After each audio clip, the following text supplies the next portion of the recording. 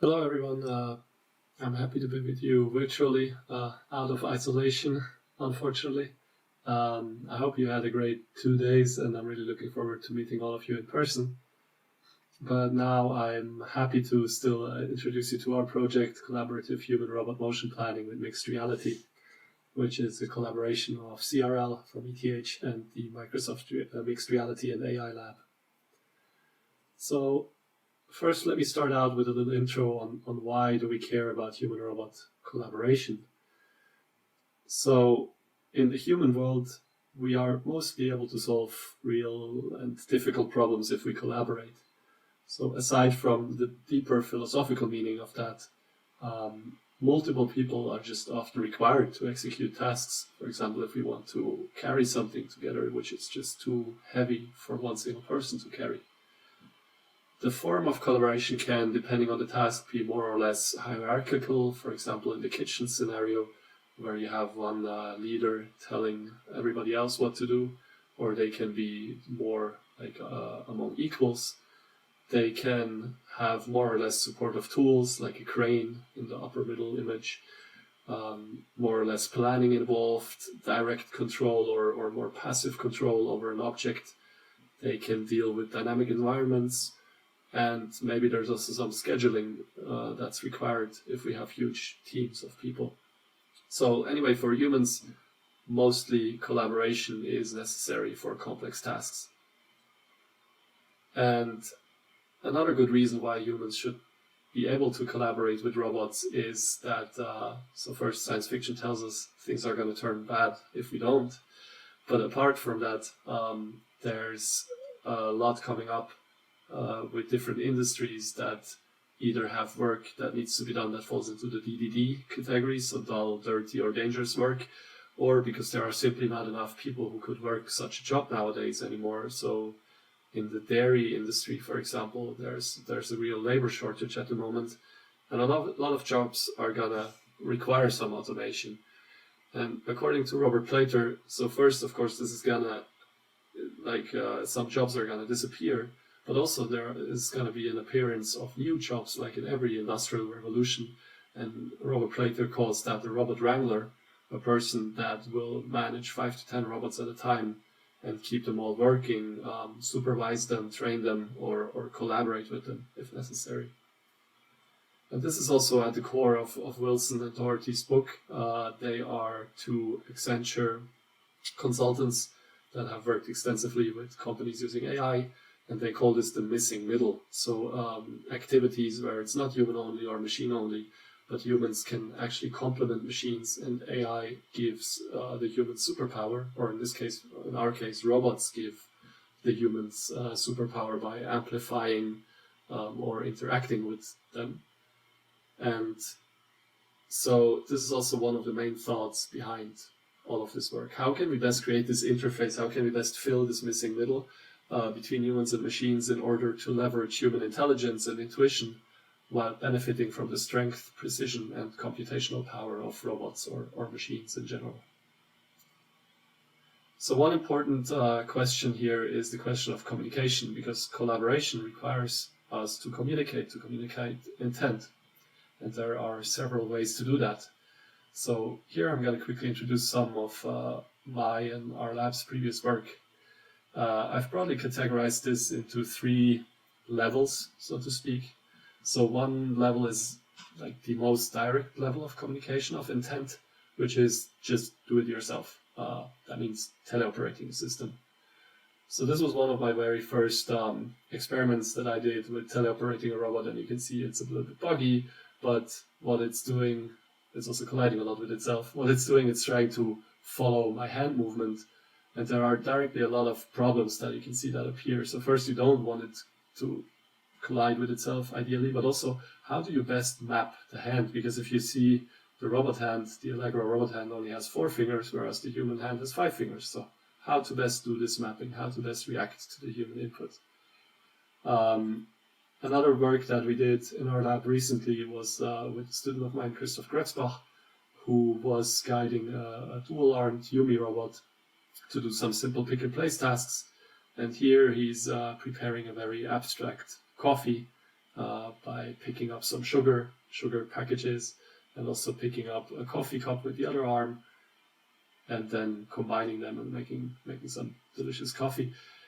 So what we saw here is it's very hard for an operator to deal with multiple things at the same time. So the cognitive load of direct teleoperation is very high.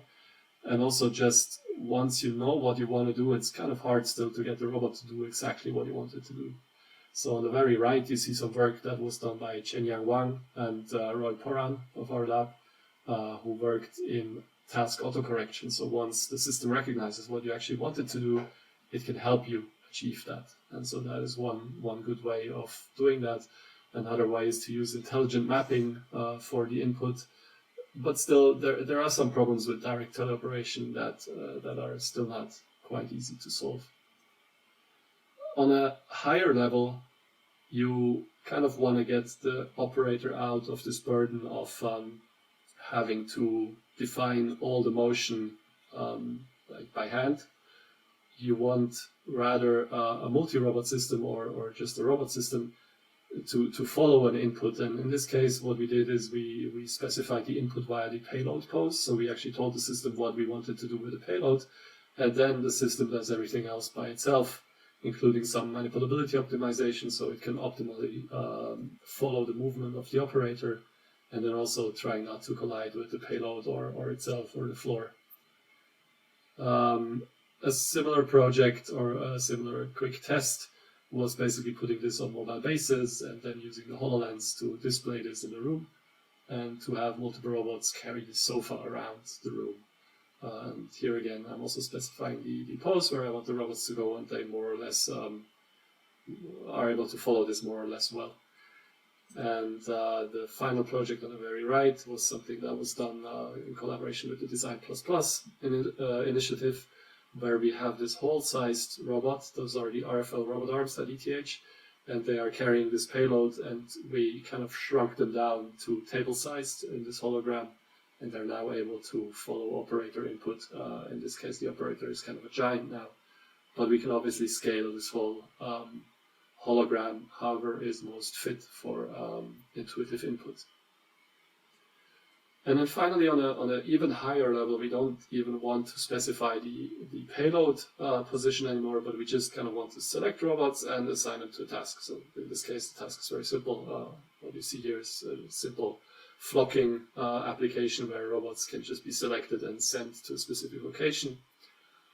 We had one submission that we're currently still working on, which is exploring different gestures to execute different tasks in an intuitive way. For example, here we have some gestures that do the fingertip projection, which defines the goals for the robots to go, and we can move something with that. So we can kind of remotely grab this box with these 4 small differential drive robots, and we can move them around. Again, this is done on the HoloLens.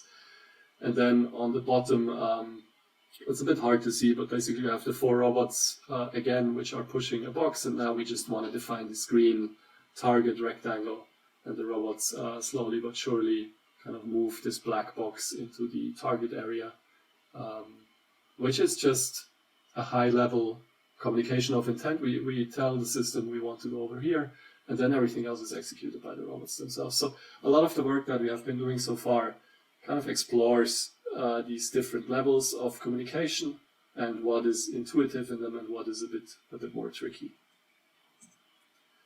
So this brings me to the challenges. What is actually tricky, and what are the ingredients for all of this? So I broadly separated them into 2 domains. One is the robot domain, or the computational domain, where we need to deal with things like collision avoidance, with localization or co-localization of different robots, or an operator and a robot. And then also the whole planning and optimization for the robot system or the multi-robot system. And then we have something that I broadly classified as the human domain, or input-output.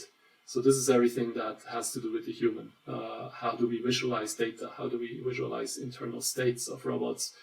How do we generate input intuitively? How are we able to work with systems that are not at the same scale as the operator? And so I quickly want to go through a little bit of what the challenges might be here. So In this first experiment, you see me using the spatial awareness mesh of the HoloLens to kind of do collision avoidance and just take a room scan and move this little ball through the scan. And it is actually able to successfully avoid this little box in the middle. But obviously sometimes this fails because the mesh is not perfect, and sometimes collision avoidance will have problems here.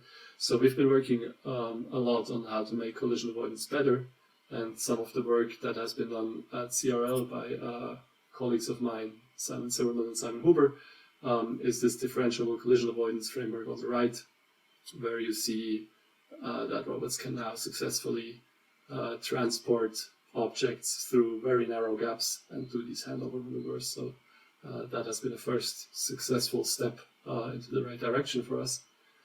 On the colocalization side, you again see on the left a small experiment that I did with the HoloLens, trying to use this marker-based solution to colocalize a small differential drive robot with the HoloLens and tell it where to go in my room. And you see every time I click somewhere, it resets the position to the marker. But then you also see, because the robot is not ideal, there's wheel slip, there's physics involved, there's quite considerable drift. And to work on this and improve this, on the right you see a snapshot of work that has been done at the Mixed Reality and AI Center of Microsoft, where they actually implemented Azure spatial anchors for robotic systems like the Boston Dynamics Spot to move with less drift, move more accurately, and follow these anchors more accurately. Another problem, of course, is the motion planning for complex systems. So here you see some work that we did a little while back on multiple robots carrying a payload collaboratively. And then finally, here's some work on the visualization part, where you see like a small RRT visualization on the floor that helps the user better understand what is actually happening under the hood of the motion planning. Or something like this down here, where we have the manipulability of the robot shown as ambient light. So if you're in a bad state, it turns red. If you're in a better state, it turns green. Just simple hints to tell a user how a system is currently performing. And finally, the input side, we have systems like here on the left, payloads that we define for multiple robots, and then they try to follow it as closely as possible. But then on the right also, again, using the advantages of VR to scale the system up or down, make it smaller, fly above the system to generate input more intuitively. And so finally, how do we intend to bring this all together? One big step that we want to do is kind of break up this frontier and combine planning and optimization from the robot world together with human input. So what do we mean by this? For example, here already you see a small human-robot motion planning scenario where the operator is able, with simple gestures that, for example, the Mixed Reality Toolkit can do out of the box, he's able to define where the robot should be going, what it should be looking at, and also see how the robot executes that. But on a more deeper level, what we would like to end up with is something like I mocked up here, an operator actually seeing the planned state of a system and then able to draw a desired execution or give it as an input, and then the system optimizes again based on that operator input to then follow it as closely as possible, which we think that, especially in more complex scenarios, will be very helpful to automate tasks that are currently not nice to automate. So, as a small outlook, helping robots do better at helping us, what could be then some future work after setting up this initial system. So one thing that we certainly want to do is we want to learn from demonstration and abstract commands, so that we, if you've seen this movie How to Train Your Dragon, that we can train our robot in mixed reality. Another important part of what we want to work on is external tracking versus onboard sensing. So if possible, we only want to use tracking that is provided on board the robots and the HoloLens, and no external or marker-based solutions anymore. Close to real-time planning will be a challenge for complex motion, but will be needed for the operator input to even make sense. And then also integrating all of this into one comprehensive framework. This is hopefully the outcome of our project.